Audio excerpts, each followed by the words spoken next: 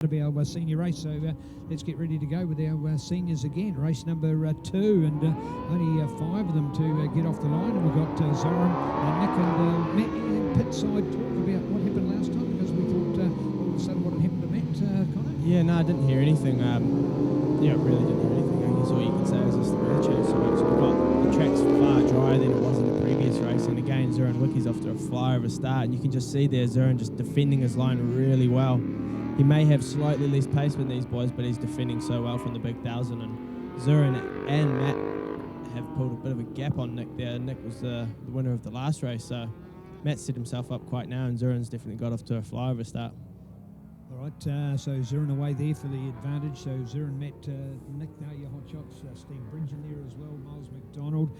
Just looking out to the name, in fact, that we were missing from the last one, because we've seen one competitor less than we saw from the start. But here we are now with this senior lineup as part of our all-round Kawasaki road race series.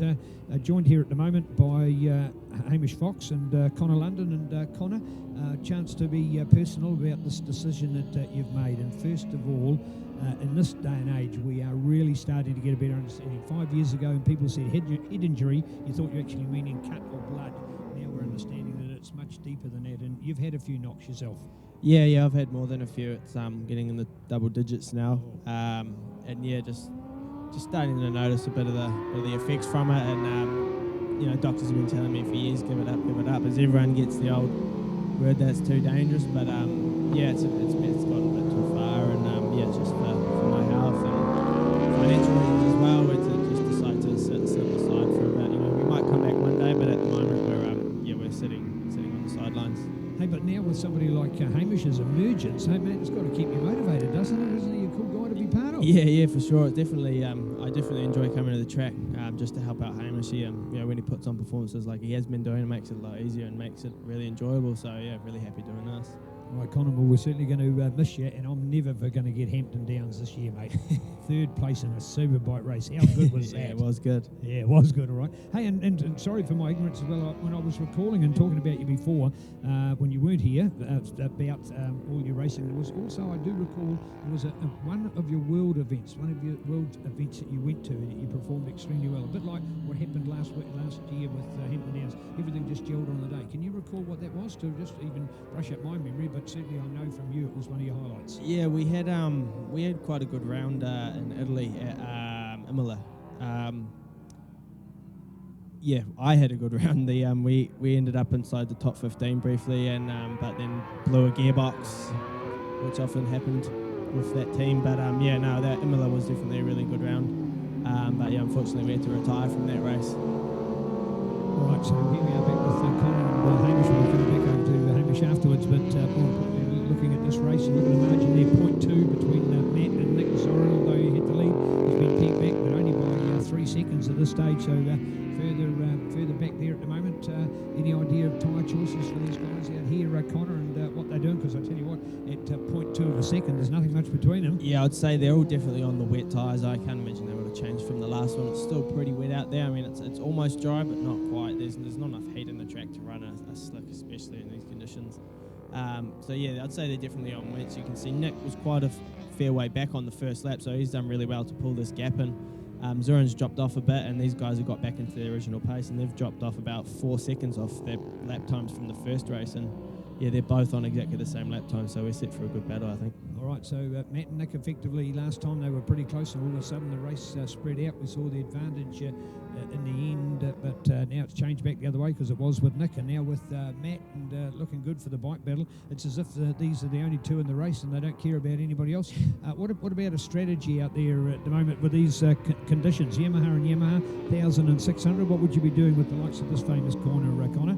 Yeah, I mean, it's always easier to be behind someone, and especially in these conditions, because the person in front, he's the one feeling what the track's like, and you're able to just follow him, and you can just see what their bike's doing, so you can mimic it, and you know that if they're on the bike, you're most likely going to stay on the bike too. So I think Nick's sitting there pretty patiently. He had the fastest lap of the race until the last lap, and they're less than 0.1 of a second off each other, and there goes Nick up the inside, so I think he's ready to pull pin. Right, there he goes indeed. indeed. So it is Nick Burke now making his break on there. I'm saying that he's mad. He wants to have another go. He goes inside for that fraction of the track before you come down here to turn 6 and come around and then head away towards the airstrip up the other side. Very good point that was used at Riders Briefing today to say that there's actually no drones allowed here because that is a registered airstrip over there. So of course we can't have our flight space moving out into their flight space as well. So there is a restriction on those. Not that it affects anything that we're doing, but interesting to know, of course, for the airstrip. We've seen it operate with gliders and small craft, and we've been here on other race days, so certainly something to watch for. Doesn't get in the way of our sport, neither do we of theirs, but that's why we can cohabitate this recreational area on the outskirts of Taupo. Speaking of Taupo, Connor, weather and your line of work, you're involved in the factory at Vista Light, so you've got the indoor job, but the boys then take the joinery for you and often have to go outside. How's the winter been? Yeah, it's been good. I'm moving to the office job now. I'm managing production side of everything, so I've definitely enjoyed the heater in the office, especially this winter. But no, yeah, I sometimes go out on site and help the guys. Sometimes I get a bit bored sitting at a computer all day, so it's quite nice to get out. But yeah, the winter has been quite good. It hasn't been as cold as it was last year. Yeah, so it's been an easy one. All right, so just going back over to Hamish here at the moment. Hamish, this is senior racing. You've started in juniors, which is the right thing to do. Is this an ambition as well? Oh, absolutely, Neil. I can't wait to get on a 600 or a superbike. I've had a taste of both. I was led on the 600 on my second ever weekend on a road bike at Hampton Downs, and I just fell in love straight away. And then Connor let me on a superbike around here at the short track at Taupo, and I love that even more. So yeah, I can't wait to get on these bigger bikes, Neil. I do know that you've got to do your time in the smaller classes, learn the craft, learn racing before you step up. But yeah, we're going as soon as we can. Hey, congratulations for Suzuki Series, because you've got all the experience of racing. That is just a fantastic series. That's well proven. But to be on a 400, you're going to be well outdone by some other supposed better and bikes in that F3, some of those real Kiwi workshop high-tech garage specials. So you're going to be prepared to be beaten, but you're also going to want to learn. Is that the feeling? That's absolutely right. I haven't done a lot of close racing with other riders, so the more I can get out there, and maybe if someone's on a different bike, we might be a similar speed. It'll be good to actually get some track time around the other riders and learn passing and braking and manoeuvring and just general racecraft. So I know we'll probably be a bit outgunned, but that's sort of like series. It's a more learning thing than anything else. Right, so 2 tracks in Manfield and Cemetery Circuit that you want to ride, because you can tick those boxes. So you've obviously done Hampton Downs and here at Taupo. Have you got a preference? I love this track, Neil. I had my first win here at the first round. Yes. Yeah, I was in the dry yesterday. I was just having an absolute ball. I did as many laps as I possibly could because I was just having so much fun. So yeah, Hampton Downs is good. It's very wide, it's very fast, but I really like the technical narrower track here at Taupo.